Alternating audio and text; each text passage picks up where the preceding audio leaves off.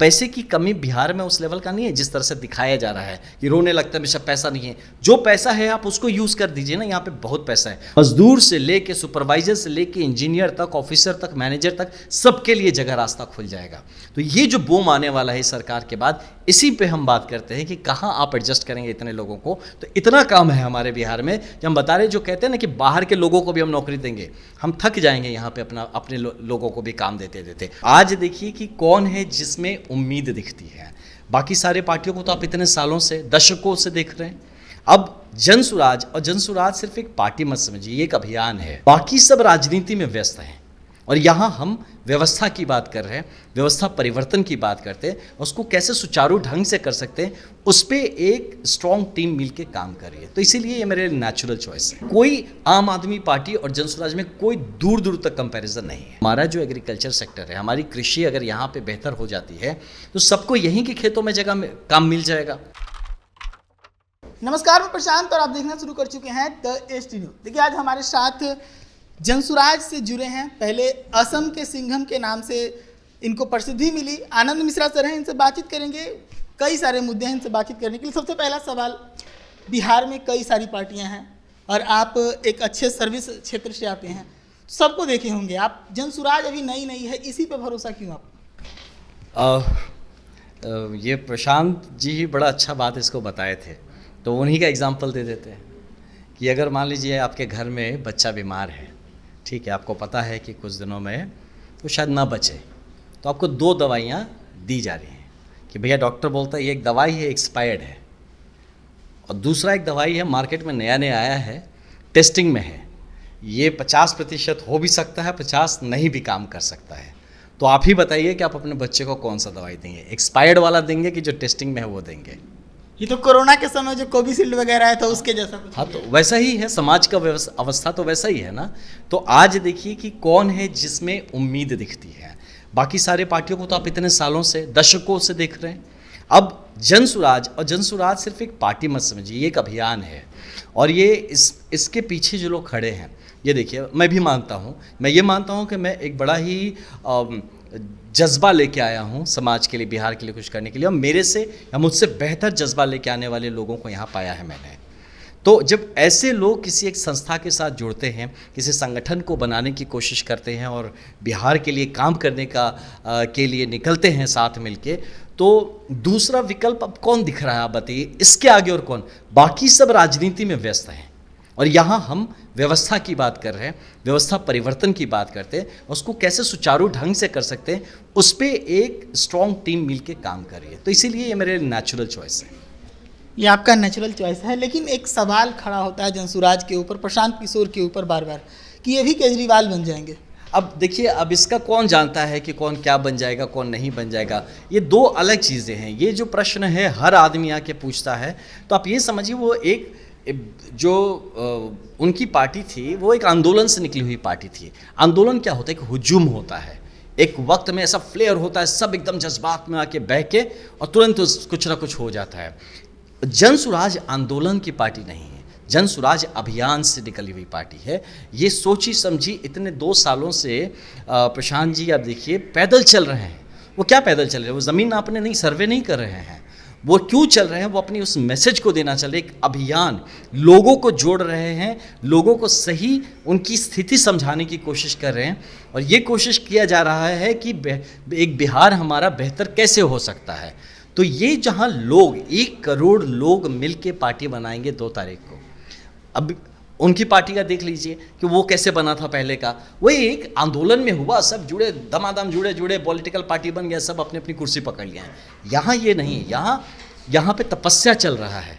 यहाँ पिछले 2 साल से एक तपस्या चल रहा है। उसके कई साल पहले से एक सोच समझकर इस पूरी चीज़ को संगठन का एक स्वरूप दिया जा रहा है। आज भी देखिए, इस डेट पे पार्टी नहीं बनी है। आज भी उन 1 करोड़ लोगों को साथ जोड़ा जा रहा है जो इस बात के लिए तैयार हैं कि जनसुराज एक ऐसा प्लेटफॉर्म बन के निकलेगा जो कि सही मायने में हमारे बिहार की व्यवस्था परिवर्तन करके देगा और बिहार को एक बेहतर भविष्य की तरफ ले जाएगा। इसीलिए आपकी सारी जनताओं से भी कहना चाहता हूँ, हमारे जितने लोग यहाँ पे व्यूअर्स हैं, कि इस सवाल से हमें उभरना चाहिए और बेहतर सवाल पूछे जा सकते हैं। यहाँ कोई आम आदमी पार्टी और जनसुराज में कोई दूर दूर तक कंपैरिजन नहीं है। जनसुराज के अंदर काफ़ी आपकी अब पकड़ भी है, युवाओं को लेकर और बच्चों को लेकर हर जगह जहाँ पे प्रशांत किशोर का मुंह खुलता है सबसे पहला शब्द युवा या बच्चा का ही निकलता है। क्या मॉडल तैयार किए हैं बच्चों के लिए, युवाओं के लिए? देखिए, मार्च आते आते तक हर पंचायत लेवल तक का डेवलपमेंट प्लान आपको मिल जाएगा और पूरा हमारा जो स्टेट का डेवलपमेंट प्लान है बिहार का, वो भी घोषित कर दिया जाएगा, जिसमें आप विस्तार से उसको समझ पाएंगे। फिर भी मैं आपको अभी के लिए बताता हूँ। देखिए, इसमें जो बताया जा रहा है आपको कि हमारे जो बच्चे हैं 15 साल से नीचे के जितने हमारे बच्चे हैं, तो उनमें हम इन्वेस्ट करने वाले हैं, उनमें हम अपना जो भी है उसमें इसलिए डालने के हमें पता है वही भविष्य लिखेंगे, वही भविष्य बनाएंगे। तो जैसे आप होते हैं ना भविष्य में इन्वेस्ट करते हैं, हम अपने बच्चों में इन्वेस्ट करने वाले हैं। तो जो हमारे जितने भी फंड्स हैं, पैसे हैं जो मिसयूज़ हो रहा है, आज के देखिए 50,000 करोड़ का फंड दिया जा रहा है बच्चों की पढ़ाई के लिए और 50 ढंग के बच्चे नहीं पढ़ पा रहे हैं उससे। तो उसको सुव्यवस्थित करके देखिए, अच्छा संगठन और जो कहते हैं ना सही सोच के लोग जब साथ जुड़ेंगे तो इसी रिसोर्स को जो हमारे समाज में अवेलेबल है उसको सही ढंग से अगर आप चैनलाइज कर देंगे ना, गंगा का पानी को अगर आप सही रास्ते पे ले जाएंगे तो खेत को जाके आपको वो पटाएगी, खेत को जाके वो सींचेगी और खेत में आप अच्छी खेती कर सकते हैं। वही गंगा के पानी को अगर आप ठीक से चैनलाइज नहीं कर पाएंगे तो आपको बाढ़ स्वरूप आके आपके गाँव को डुबा सकती है। तो ये जो अभी गांव डूब रहा है उन हमारी जगहों पे, उसी को सही चैनलाइज करके सही तरीके से ग्रिड बना के जो रिसोर्स हमारी जो संपदा है बिहार की उसको कैसे हम सही जगह पहुंचा सकते हैं, इसी का प्रकल्प है जो मैं मार्च में कह रहा हूं, जो आपके समक्ष रखा जाएगा समझने को। तो ये समझिए 15 साल से कम बच्चों के अंदर हम लोग इन्वेस्ट करेंगे। 15 से जो वृद्ध के बीच में जो हमारे जो बाकी युवा कह सकते हैं जो लोग हैं, वो महिलाएं पुरुष सबको हम मदद करेंगे कम दर पे कम ब्याज पे ऋण देके, ताकि उनको कैपिटल मिले। जिस समाज जो भी समाज आज के दिन में आप इकोनॉमी को आप देख लेंगे, पूरे वर्ल्ड में आप अगर पढ़ाई करेंगे, चाहे यूएस का इकोनॉमी हो चाहे यूरोप का हो, जो भी बढ़ा है कैपिटल से बढ़ा है। आपको बेसिक एक मूलधन जब आपको दिया जाता है, आपको मजबूत बनाया जाता है, तब आप स्वावलंबी बनने की क्षमता आप में आती है। आपका दिमाग चलने लगता है कि उसको कैसे बिजनेस में लगाएंगे, किस काम में लगाएंगे, कैसे उससे हम और धन उपार्जन कर सकते हैं। तो एक मिनिमम दर पे हम लोन पे आपको मदद करेंगे अपने पैरों पे खड़ा होने के लिए। तो ये हो गया आप जो पूछ रहे हैं युवाओं के लिए। और जो वृद्ध हैं उनके लिए हमारे लिए पेंशन का प्रोग्राम है, जो आप घोषित है कि 2000 हर वृद्ध को 2000 रुपये हम पेंशन के स्वरूप में देंगे। तो इस तरह से आप समझिए ये 3 पार्ट सोसाइटी के, 15 साल से छोटे बच्चों पे इन्वेस्ट, 15 साल से जो बड़े जो युवा हैं उनको हम मदद करेंगे ऋण के रूप में, कम ब्याज में ऋण देके कि वो अपने पैरों पे खड़े हों। जो वृद्ध हैं उनको हम पेंशन की मदद से उनको मदद करेंगे। तो इसलिए आप जो पूछ रहे हैं कि क्या हमारा प्रकल्प है, और देखिए बिहार के विभिन्न जो इकोनॉमिक्स हमारे जो सेक्टर्स हैं, जहाँ पे कई काम है जहाँ से हम छोड़ दे रहे हैं वही काम। अब मान लीजिए कि जैसे हमारा आप एग्रीकल्चर ही समझिए, तो हमारा जो यहाँ जो मजदूरी करने के लिए, वही काम करने के लोग जाके जब पंजाब जा रहे हैं, है ना, और दूसरे राज्यों में जाके वो कर रहे हैं, आपको नहीं लगता कि अगर हमारा जो एग्रीकल्चर सेक्टर है, हमारी कृषि अगर यहाँ पे बेहतर हो जाती है तो सबको यहीं के खेतों में काम मिल जाएगा। जिस छोटी छोटी मजदूरियाँ करने के लिए हम बाहर जाते हैं, जब यहाँ इंफ्रास्ट्रक्चर डेवलपमेंट शुरू होगा तो सब काम तो आपको यहीं क्रिएट करके दिया जाएगा। तो हमारा आप जो समझने की कोशिश करिए कि जो जन सुराज की सरकार आते ही सबसे पहला काम कि हमारा एग्रीकल्चर में जो हमारा जो कृषि क्षेत्र है उसमें बहुत बड़ा बूम होने वाला है और काफ़ी सारे लोगों को वहाँ पे सही मायने में रोजगार वहीं पे मिलने वाला है। दूसरा, हमारा इंफ्रास्ट्रक्चर पे बहुत तगड़ा काम होने वाला, जो हमारा इंफ्रास्ट्रक्चर डेवलपमेंट पे। इंफ्रास्ट्रक्चर डेवलपमेंट होते ही आपको मजदूर से लेके सुपरवाइजर से लेके इंजीनियर तक, ऑफिसर तक, मैनेजर तक, सबके लिए जगह रास्ता खुल जाएगा। तो ये जो बूम आने वाला है सरकार के बाद, इसी पे हम बात करते हैं कि कहाँ आप एडजस्ट करेंगे इतने लोगों को। तो इतना काम है हमारे बिहार में कि हम बता रहे, जो कहते हैं ना कि बाहर के लोगों को भी हम नौकरी देंगे, हम थक जाएंगे यहाँ पे अपने लोगों को भी काम देते देते। और प्लस साथ में स्वरोजगार की जो बात है, ये हम स्वरोजगार के लिए भी आपको दे रहे हैं कि आप अपने पैर पे खड़े होइए, अपने बिजनेस स्टार्ट करिए, और उसमें भी अगर आपको गाइडेंस चाहिए, आपको उसमें मदद चाहिए, तो उसके लिए भी सरकारी तंत्र सिंगल विंडो क्लियरेंस जो सिस्टम है जो काम नहीं करता, वो जब आ जाएगा सही मायने में, और जब आपको घूस देना नहीं पड़ेगा काम करवाने के लिए, आपको किसी को भ्रष्टाचार जब हम हटाएंगे आप इस सिस्टम से, तब जाके आप सही मायने में पैर पे खड़े। आज हम आपको देते हैं 5 लाख रुपए का लोन, तो 5 लाख का इसको आप पहले ही 25,000 रुपये आपको वहीं पे घूस ले लेगा। फिर आप जहाँ जाएंगे जिस स्कीम के लिए, वहाँ पे कोई बाबू 10,000 ले लेंगे, कहीं कुछ 5,000, तो आपके हाथ आते आते तो 1.5-2 लाख बचेगा। आप सोचते हैं कि अभी 2 लाख रुपया बचा ही है, अब हम इसमें काम क्या करें, तो काम करते चलो तो मोटरसाइकिल खरीद लेते हैं और एक टीवी खरीद लेते हैं, और फिर वो पूरा का पूरा स्कीम फ्लॉप हो जाता है। जब इलेक्शन आता है तो हमारा ऋण माफ़ कर दिया जाए, इस बात का उद्घोष हो जाता है, आपको ऋण माफ़ करके आपसे वोट ले लिया जाता है, और सारा जो प्रेशर आता है वो बिहार की जो आर्थिक व्यवस्था है उसको और दबा दिया जाता है। इन सबसे लड़ने के लिए एक 360 डिग्री प्रोग्राम है, डिटेल्स आपको मिल जाएंगे। एक सवाल इसी से जुड़ा हुआ है कि आपने भी जितना भी बताया सब जगह पे इन्वेस्टमेंट की बात हुई।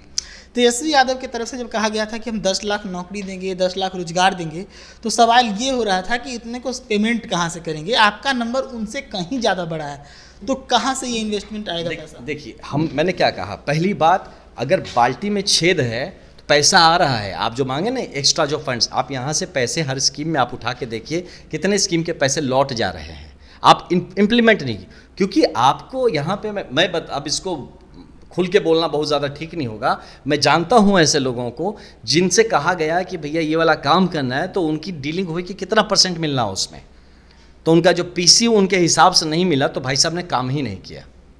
तो ये जो व्यवस्था हम तोड़ेंगे, पैसे की कमी बिहार में उस लेवल का नहीं है जिस तरह से दिखाया जा रहा है कि रोने लगता है हमेशा पैसा नहीं है। जो पैसा है आप उसको यूज़ कर दीजिए ना, यहाँ पे बहुत पैसा है। और जब इन्वेस्टमेंट की बात आती है, जब आप काम करते हैं तो पैसे, जैसे बिहार के पैसे बाहर उड़ के जा रहे हैं, तो जब यहाँ काम शुरू होगा तो इन्वेस्टमेंट करने के लिए लोग पूरे दुनिया देश में बैठे हुए हैं कि जहाँ पे काम अच्छा होगा, जहाँ कानून व्यवस्था बेहतर है, जहाँ पता है कि इन्वेस्ट करके वो अपना प्रॉफिट कमा सकते हैं, तो पैसों की कमी हमारे बिहार में होने वाली नहीं है, क्योंकि यहाँ की बौद्धिक क्षमता और शारीरिक परिश्रम करने की क्षमता पूरे दुनिया के सामने स्थापित है। जब बिहार सही मायने में, बिहार सरकार सही मायने में इस तरह के प्लान्स और प्रोग्राम्स इंप्लीमेंट करना शुरू करेगी, आप मेरा यकीन मानिए सबसे ज़्यादा पैसा अपने बिहार में होगा।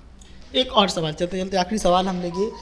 आपने कहा कि सभी को बिहार में आना पड़ेगा, सभी को बिहार में ही रोजगार दिया जाएगा, तो सवाल ये है कि बुला के सबको रोजगार तो आप यहाँ दे देंगे, लेकिन आपको नहीं लगता कि जितनी जनसंख्या बिहार की है, जितने लोग यहाँ के बाहर रहते हैं, अगर सभी बिहार आ गए तो यहाँ पर जनसंख्या घनत्व का एक बड़ा समस्या तैयार हो जाए?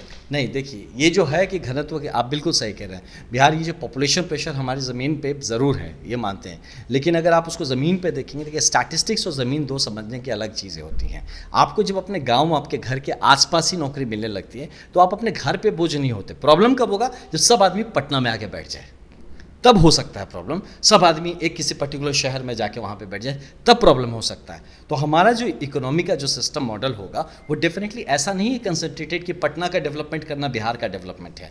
तो इसीलिए आपकी बात अभी के लिए आप मान लीजिए कि उस तरह से ये हमारे घनत्व पर इतना बड़ा प्रेशर नहीं पड़ने वाले। हमारे बिहार की जनता जब वापस आ जाती है और ये कहीं ना कहीं डिस्ट्रीब्यूटेड होगी पूरे बिहार में, तो इसीलिए ये जो प्रेशर है अभी सोचने में, ये स्टैटिस्टिकली आपको लगेगा कि ऐसा हो रहा है, लेकिन वो अपने घर के बच्चे वो आते हैं ना, छठ पूजा में तो सब वापस आते हैं, तो ऐसी बात नहीं है। अब सब क्योंकि ट्रेन में लद के आते तो ट्रेन दिखता है कि बड़ा प्रेशर में हो गया, लेकिन जब सब आके अपनी अपनी जगह पकड़ लेंगे, अपने अपने गांव चलेंगे और वहाँ पे अपने लोकल जगह पे काम करना शुरू करेंगे। हम लोगों ने क्या बात किया है कि आपके गांव घर में ही आपको नौकरी दिया जाएगा, आपको काम दिया जाएगा, आपके क्षेत्र में ही आपको रोजगार, सबको लाके पटना भरने की बात नहीं हो रही है। इसीलिए ये प्रॉब्लम एटलीस्ट अभी के लिए तो हम सॉर्ट आउट कर लेंगे, और पॉपुलेशन कंट्रोल और इस पर और आगे हम इस पर बात कर सकते हैं। इस पर काम करना पड़ेगा जिससे कि हमारे बिहार का जो क्षेत्रफल है उस हिसाब से पॉपुलेशन उस हिसाब से कंट्रोल रहे। और नहीं तो और एक चीज़ आप जानिए कि अगर हमारा बिहार का बच्चा बाहर जाता भी है, मैं अपनी बात से बता रहा हूँ कि हाँ ज़रूर होता है कि अगर पॉपुलेशन, जो पहले कॉलोनियल सिस्टम्स होते थे कि लोग बाहर आते थे,